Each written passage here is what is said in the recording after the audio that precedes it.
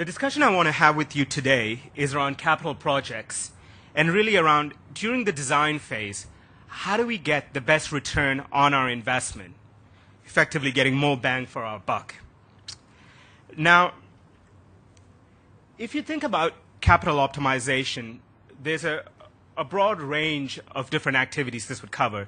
Anything from portfolio optimization all the way down to sustaining capital in existing businesses.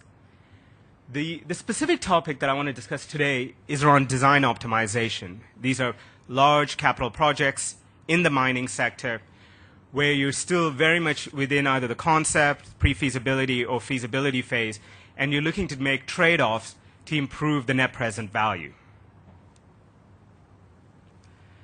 Before we go into the detail, I think it's worthwhile thinking about why would you want to go through this process, right? Now, really, it comes down to a couple of issues. Either from a return perspective, how do you improve the attractiveness of the net present value? And on the other hand, from a risk perspective, how do you better understand and therefore manage the risks that are entailed in this project? And it covers things like also improving the confidence and ensuring that all of the people involved, your project team, your EPCMs, are thinking very hard about these issues.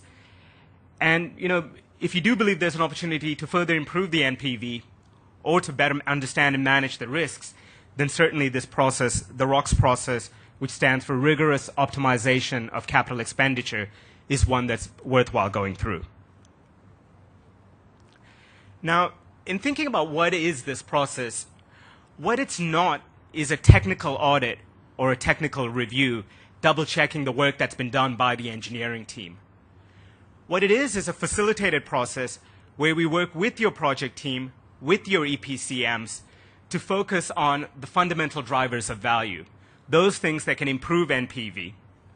It's a very short process, generally a few weeks in length, and it's built within your design phases, so it doesn't expand the amount of time that it takes to get a project out, but it fits well within that process.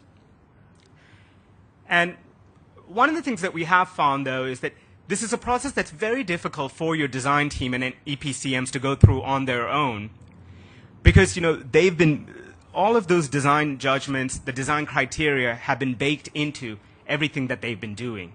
And here's an opportunity for them to step back with our support to go through some of those drivers of value.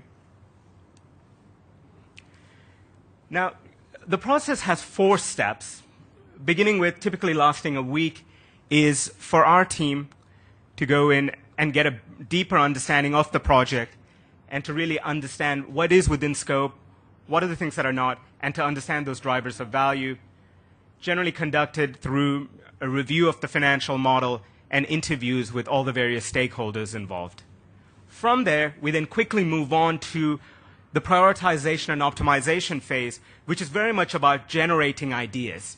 So beginning with those drivers of value, figuring out what are the things that we should be focusing in on, having a lot of workshops in conjunction with your team to generate those ideas and then to prioritize them. And then moving forward in the last 2 phases, it's about then putting in the structures for your project team and your project manager to start refining those ideas and baking them into the existing design. So effectively, if this was a pre-feasibility study that had just been conducted, taking those ideas, refining them to the pre-feasibility level so they can be moved on to the next phase. And the synthesis and approval is just about that integration phase, taking those ideas and building them in. And typically, this process would last somewhere in the region of 8 to 10 weeks in total. Now, I said we begin with the drivers of value. So what would some of those drivers of value be? And if you think about this from a project perspective, one of the ones is looking at project scale, thinking about capital spend and operating costs, looking at the timetables, thinking about product mix, and also procurement options.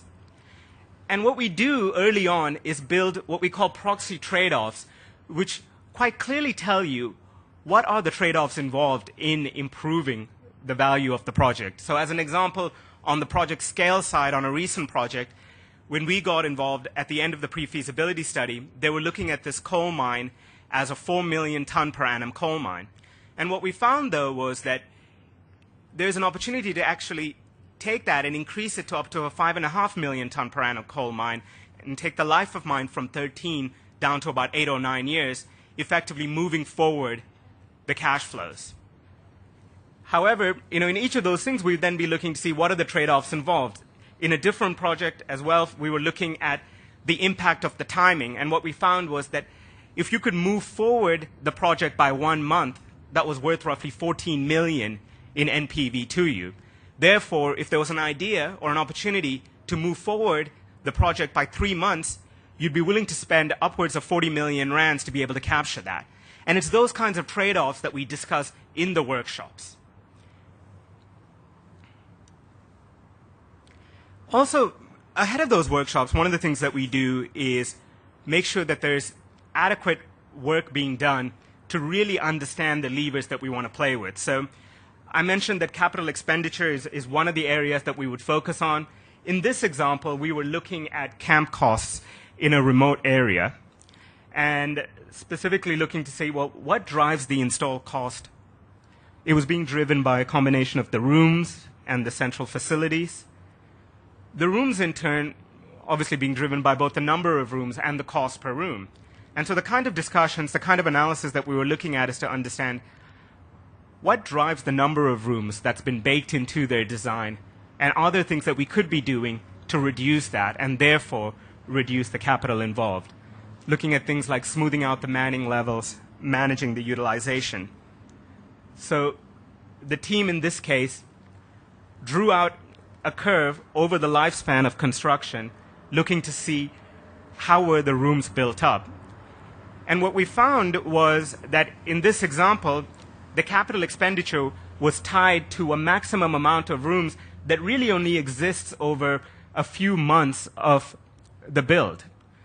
So then we started having discussions in the workshop to ask questions like, what could be done to either bring down that peak and smooth it out over time, therefore reducing the capital required? Questions like, visitors, policies, could those be limited in the peak times?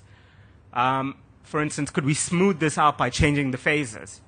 And so going backwards, in so doing, we were able to reduce the number of rooms and therefore the expenditure, the capex on that. Now, this is an example of one idea, and typically what happens in a project like this during that idea generation phase is we identify upwards of 50 to 60 ideas. And so obviously those ideas are then captured in terms of what's the value, what are the risks involved, how much time is it going to take to get this implemented, and that's mapped into a value ease matrix.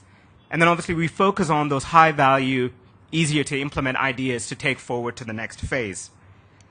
One of the things that we do is then capture those ideas on a summary, capturing the benefits, the considerations and risks involved, get those signed off by the technical team, the operational team, so that from there we can then go in and start doing a bit more work, specifically around what would be the risks involved in getting this.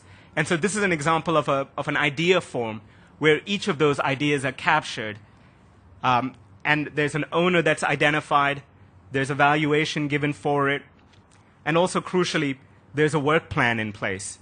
And the importance of this work plan is that this is how the project manager is able to ensure things that are just ideas that are thrown out there are now captured and really work through the process, a very rigorous process, to get into the project design. An example that I have of this was one of the ideas that came through was on a recent project was on using a rail loadout station that was much closer to the plant. It was about 18 kilometers away versus the traditional one that they had planned, which was 35 kilometers away. Now, the situation here was this is an idea that had been out there for 2 years. The marketing manager said, look, we've had this idea. However, it had never been built into the design in the pre-feasibility.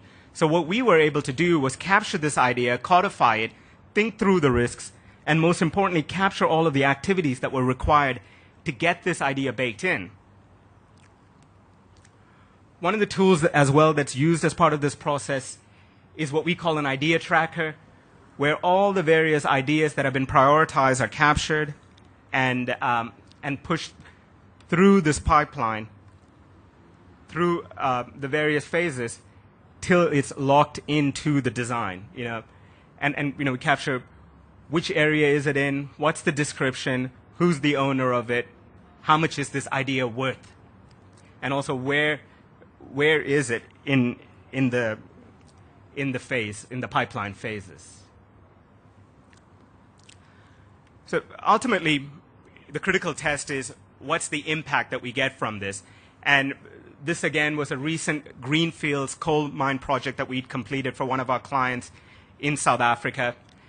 And going back to that point of risk and return, what was very powerful was that here was a project we were able to have an impact on both of those. On the one hand, we were able to help the client improve their confidence around the project and also help improve the NPV.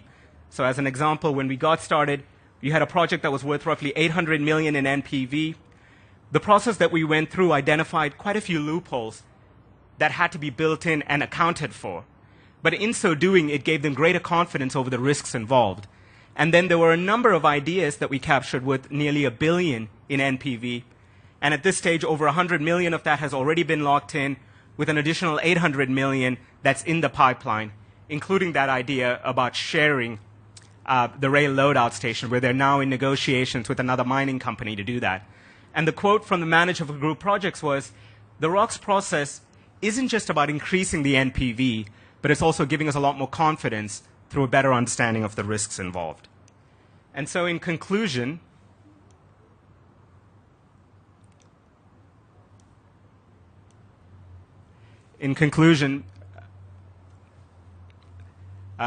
we've completed, just come.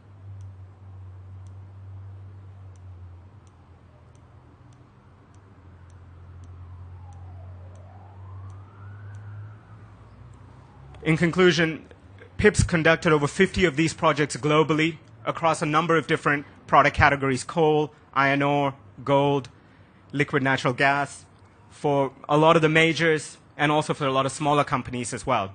So if you're interested in learning more about how to optimize your design, how to improve the NPV, and also to get a better handle on the risks involved, please come and see us. We've got a booth just outside of Hall 2.